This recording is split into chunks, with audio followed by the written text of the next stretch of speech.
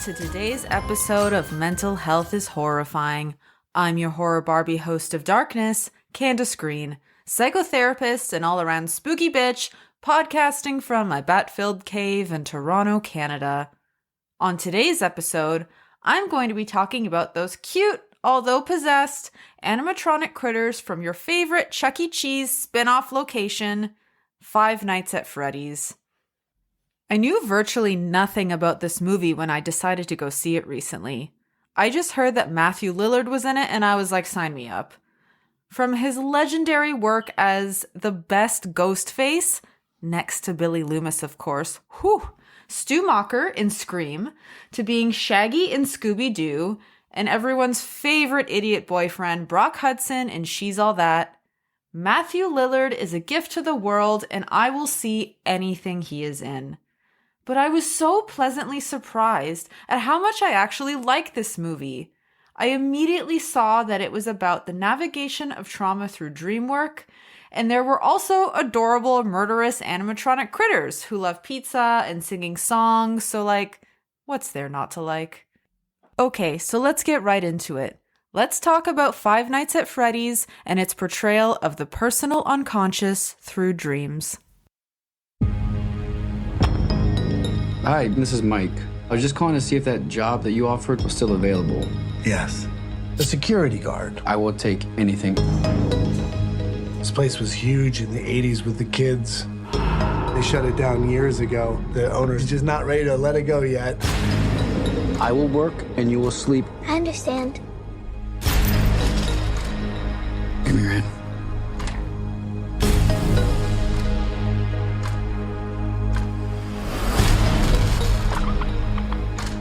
All you have to do is keep your eyes on the monitor. Welcome to Freddy Fazbear's, where fantasy and fun come to life. Okay.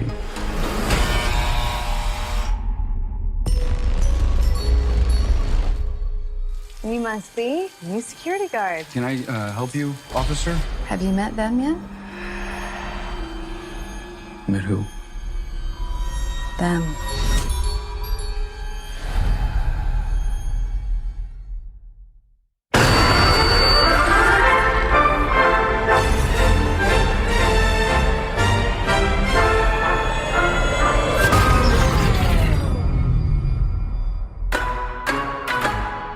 In the 80s, kids went missing. The police searched Freddy's top to bottom. Hello? They never found them. That's why the place shut down. There are ghost children possessing giant robots. Thanks for the heads up. Technically, they're animatronics. What do they want? They want to make her like them. Abby! Tell me how to stop them. It's too late. Abby, go!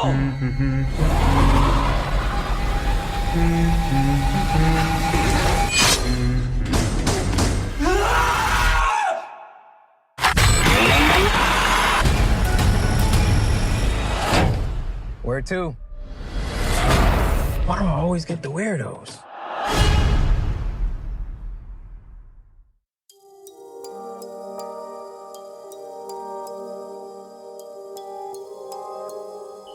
We begin by finding ourselves at Freddy Fazbear's Pizza, a once successful but now abandoned family entertainment center, much like Chuck E. Cheese, where a night security guard desperately attempts to flee from an unseen force, but is captured and strapped to a torture device, which mutilates his face and kills him.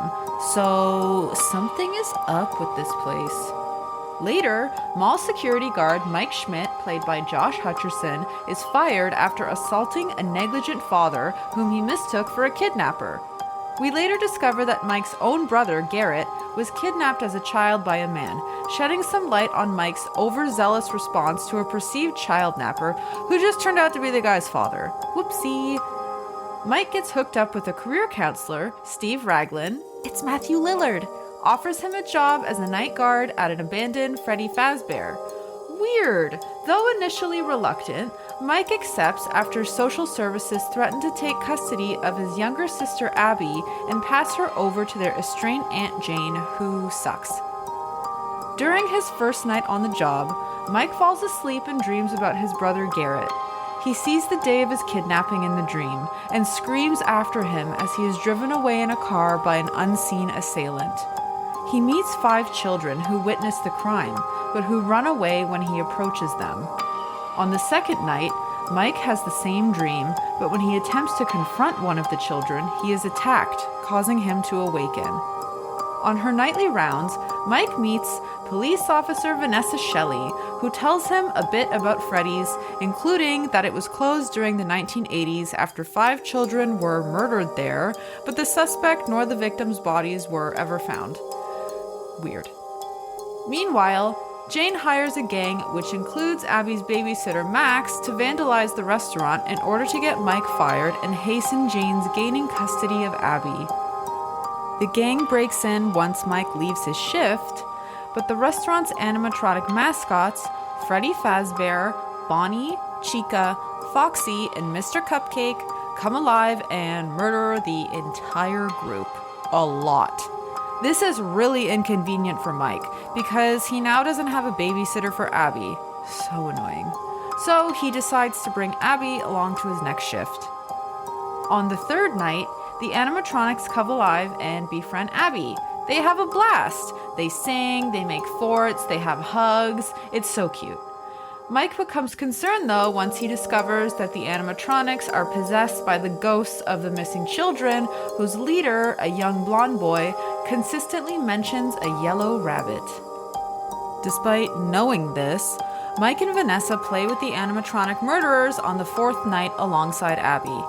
Mike is doing this, however, in an attempt to identify Garrett's kidnapper, and Vanessa cryptically cautions him not to bring Abby to the restaurant again.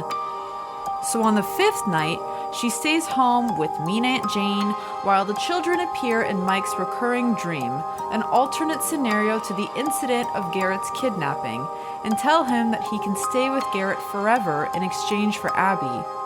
Mike initially accepts their proposal, but when he changes his mind, he is attacked by Foxy and wakes up injured and strapped to the torture device. He escapes, but meanwhile, Foxy somehow got into an Uber or whatever to go pick up Abby and bring her to Freddy's, but not before he murders mean Aunt Jane. Bye, Jane. Back at Freddy's, Vanessa reveals that she is the daughter of William Afton, the serial killer who murdered Garrett and the 5 children by hiding their bodies in the animatronics, and that their souls are under his control. You're telling me this now, Vanessa? After a struggle, Mike and Vanessa manage to deactivate the animatronics, but JK, they are reactivated by the yellow rabbit as he reveals himself to be Steve, whose real identity is William, who is actually Matthew Lillard, who is one of the best horror movie villain actors of all time. Don't at me. As William knocks Mike unconscious, Abby draws a picture of William murdering the missing children in order to free the animatronics from his influence. Vanessa attempts to stop William from proceeding with his plan, but he stabs his own daughter, stone cold. Before William can finish off Mike, Abby shows her drawing to the animatronics and they turn on him. Mr. Cupcake bites off part of William's suit, triggering its internal spring lock mechanisms, which begin to take in his body as part of the suit. Gross. Vanessa is in the hospital, and Mike and Abby return to their normal lives. We end with the blonde boy locking a dying William, still strapped into his yellow rabbit suit, in a room inside the restaurant. I cannot talk about this movie without first talking about its origins as a video game franchise that has experienced wild success over the years. The game Five Nights at Freddy's became an immediate hit when it was initially released in 2014, lauded for its simplicity in employing nostalgic horror tropes that just hit.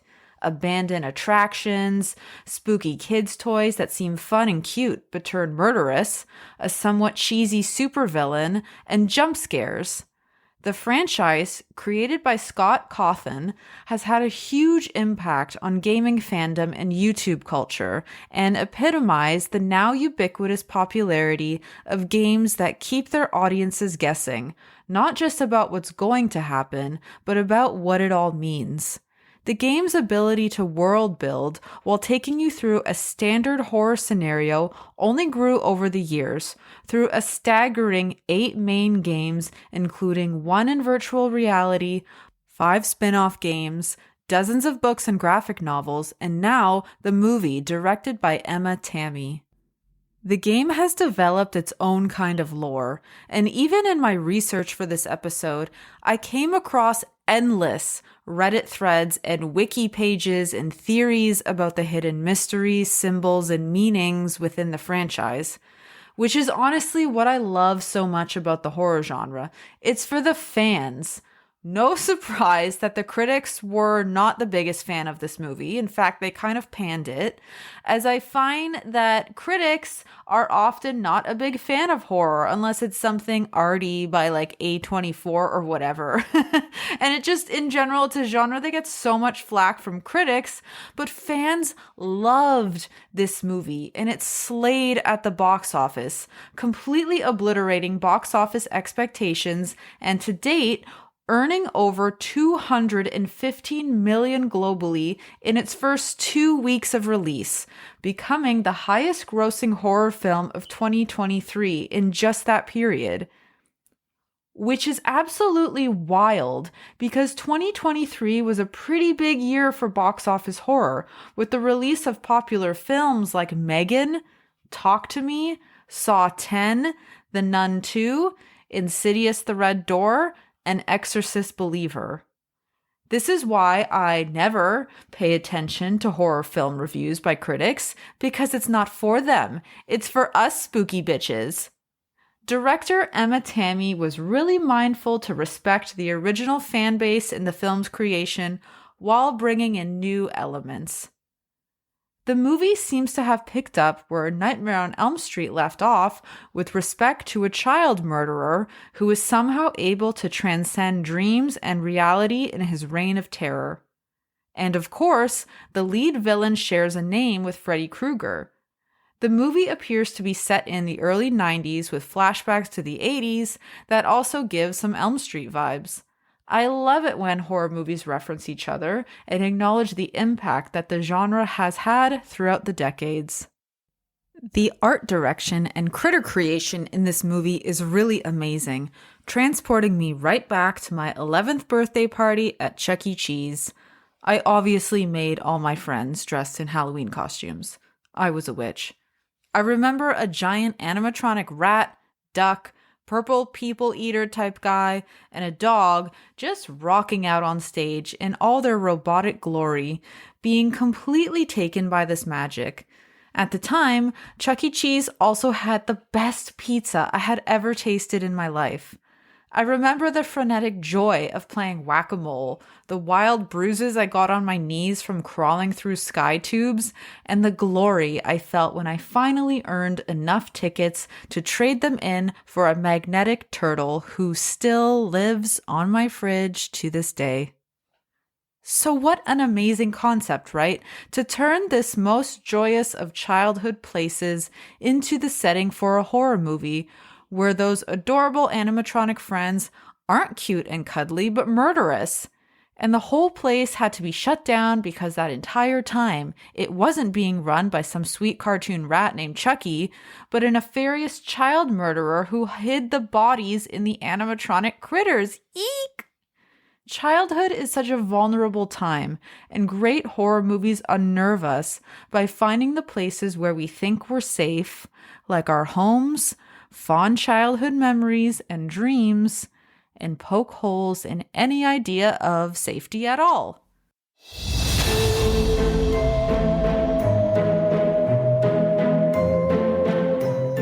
I've added a new service offering that I think you spooky ghouls are really going to love. It's called the Horror Concierge, a mental health and horror tarot reading and film reco.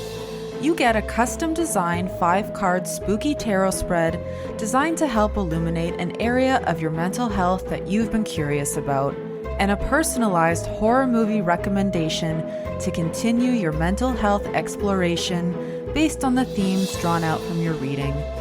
Spooky bitches can visit my website, manymoonstherapy.com, to learn more about the Horror Concierge. Please note that while the Horror Concierge may feel therapeutic, it is not psychotherapy and is for entertainment purposes only. Stay spooky!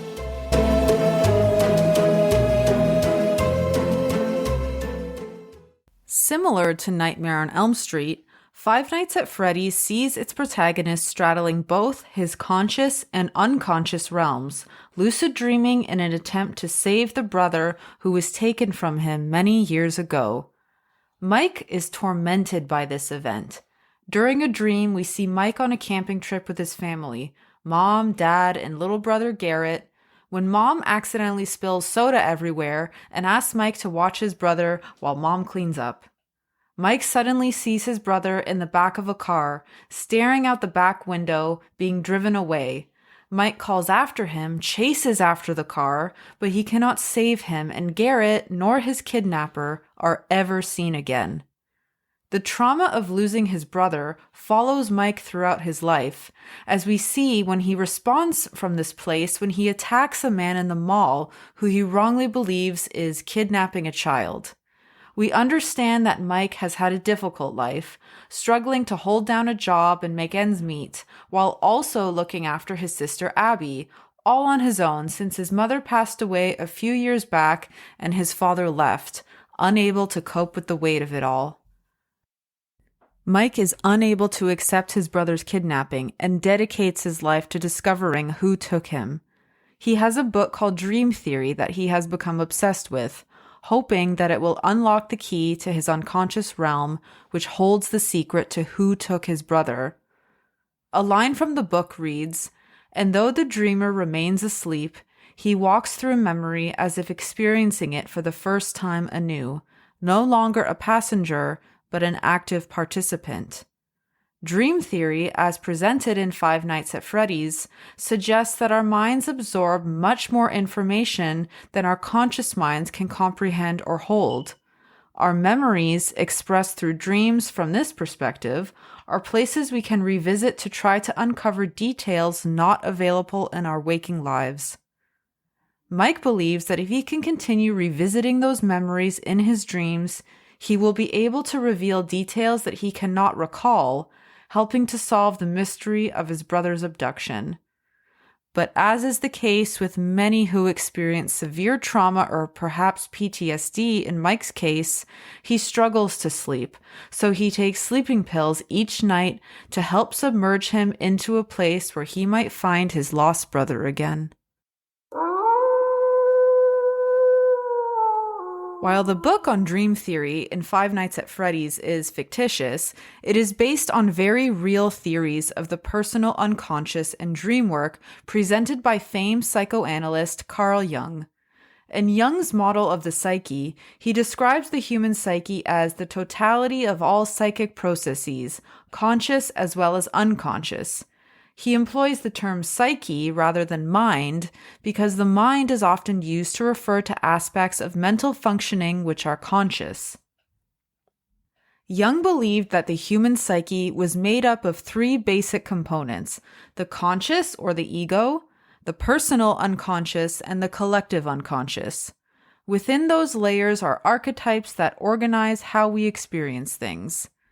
The ego, or the conscious realm, is all about how you see and understand yourself in relation to the world. It's who we present ourselves as in society. Within this, we find the persona. This is the version of ourselves that we share with the world when we go to the coffee shop, have little interactions out in the world, and it's the one that knows how to follow the rules that society has laid out. The persona develops as a social mask to contain all of the primitive urges, impulses, and emotions that are not considered socially acceptable. According to Jung, the conscious realm makes up only a very small fraction of what we experience as humans, with the unconscious holding even deeper layers of meaning and parts of self. Our unconscious realm is vast, and it is constantly experiencing and storing things within its layers. Whereas the collective unconscious refers to universal symbols and knowledge that represent common human experiences and emotions, things like death is scary and puppies are cute. The personal unconscious is just that. It is specific to the experiences of the individual. It contains a large variety of emotions and memories that the person has rejected or repressed. As people go about their business in their conscious state, they are unable to reach their personal unconscious, but it appears when they are in hypnotic states, such as while dreaming. The personal unconscious holds archetypes of its own, including the shadow. The shadow is composed of repressed ideas, weaknesses, desires, instincts, and shortcomings. The shadow forms out of our attempts to adapt to cultural norms and expectations. It is this archetype that contains all of the things that are unacceptable not only to society, but to one's own personal morals and values. It might include things such as envy, greed, prejudice, hate, and aggression. This archetype is often described as the darker side of the psyche, representing wildness, chaos, and the unknown. These latent dispositions are present in all of us, although people sometimes deny this element of their own psyche and instead project it onto others.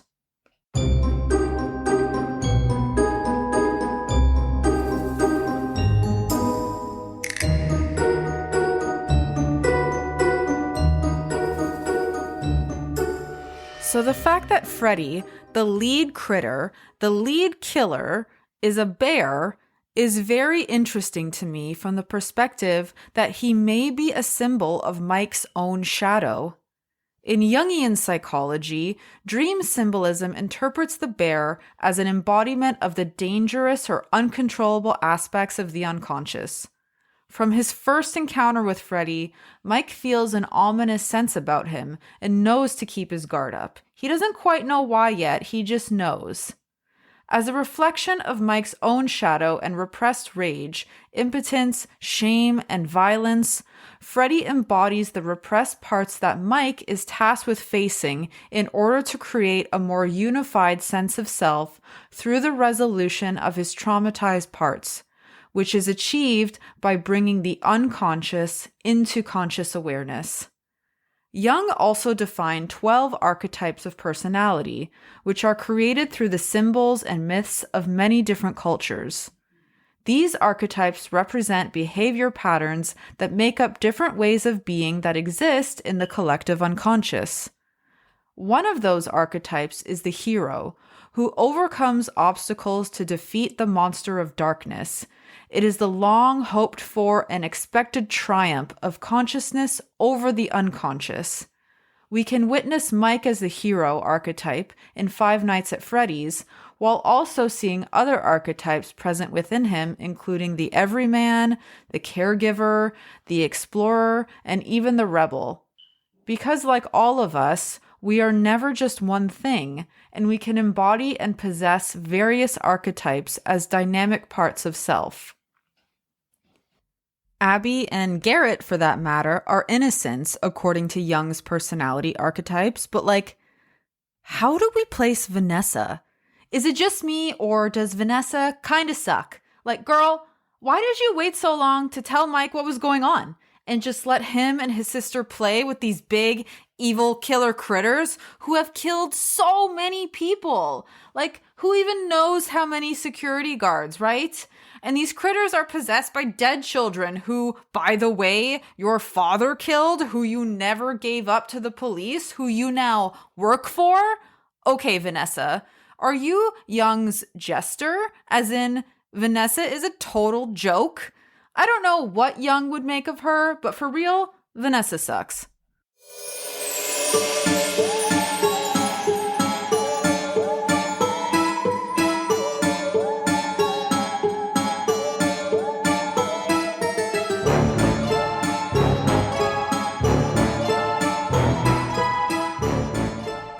Shadow work has become quite popular today in pop psychology, but the shadow, it's a tricky thing. The shadow is often cloaked in shame, or a bear, making it even more difficult to recognize, access, and work with on a conscious level. Our psyches are smart and are adept at developing defenses to shield us from our more intolerable parts of self. We project, we deny, we avoid, we distract, we doom scroll, and so on and so forth. And for good reason. Revealing the shadow to others, but even just to ourselves, puts us at risk for horrible rejection, misunderstanding, shame, and ostracization. The unconscious can be worked with in a number of ways, including through talk therapy, and another way we can access it is through dreamwork. The shadow often presents itself in dreams through symbols and metaphors. You see, even in dreams it's trying to hide. In dreams, there is no manipulation of the experience to conform with what the individual or society wants it to be. That's why dreams are often nonsensical, strange, mysterious, and even unsettling. In Jung's own words, he saw dreams as a spontaneous self-portrayal in symbolic form of the actual situation in the unconscious. As such, the dream itself is the source of new information and greater understanding. Before I get into the different types of dreams, I encourage every single person in the whole world to keep a dream journal. Keeping a dream journal is a way to intentionally work with your dreams and actively work to uncover the hidden meanings behind the symbols, messages, and memories they share with you. We think that our lives and all that we experience with our five senses happens in the conscious realm, but there is so much more to our lives than what we can see in our waking lives. There are several different types of dreams, which I'll go over briefly and talk about how Mike engages with most of these forms of dreams in Five Nights at Freddy's.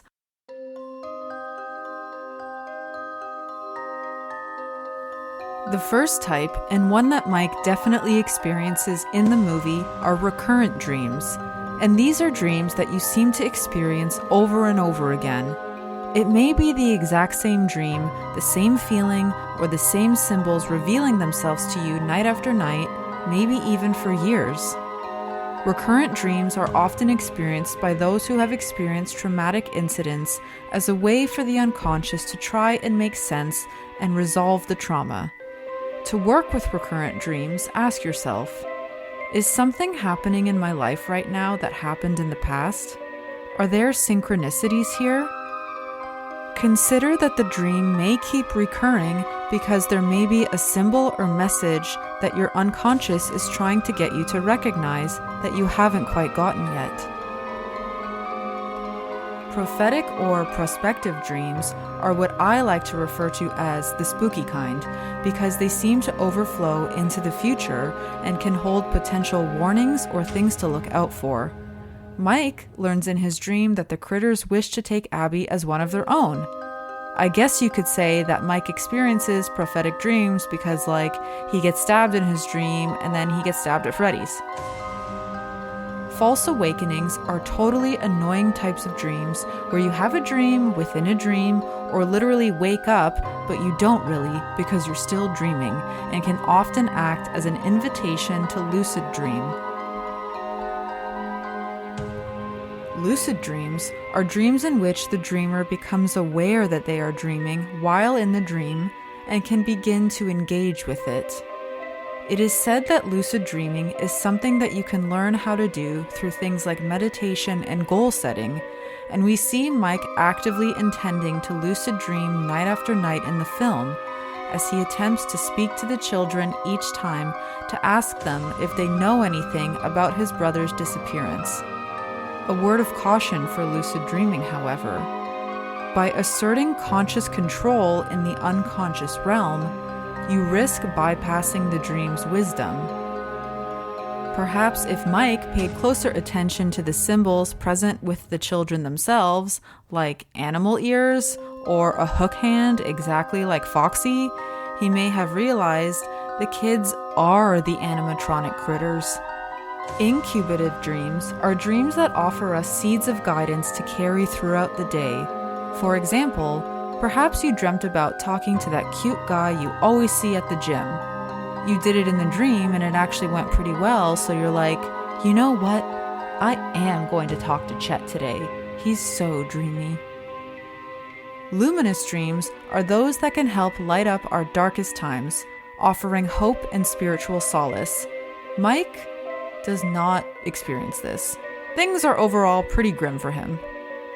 Dreamwork can be supported through other tools of unconscious exploration, including meditation, tarot, and guided visualization. Working with the unconscious requires intentionality and space, lots and lots of space, in a world that is positively filled with candy for the ego.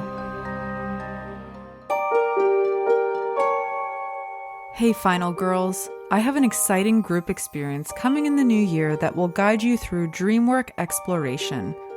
Sign up for my newsletter on my website, manymoonstherapy.com, to be the first to know when this launches.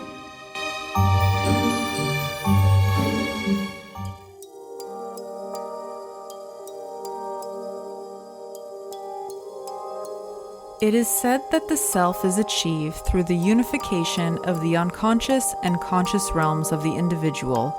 Jung often represented the self as a circle, in other words, whole. In the end, did Mike achieve self-actualization? I think he did, as we see him at the end being more open to Abby, being able to take her in and be fully present in his life. He is open to the possibility of Vanessa, which is honestly more than I can say for myself because I hate that bitch. So maybe Mike is more evolved than I am. I've said this before, but I struggle with the word healed because for me, it suggests arriving at some kind of destination, and I don't believe we ever arrive. Mike will never get over the loss of his brother and the subsequent havoc that it unleashed upon his family. But that's not what self-actualization is. It means being aware of our shadow, our traumas, our past, our hurts, and the parts of ourselves that we absolutely hate and are even ashamed of, and integrating them into ourselves, accepting them and living alongside them, warts and all.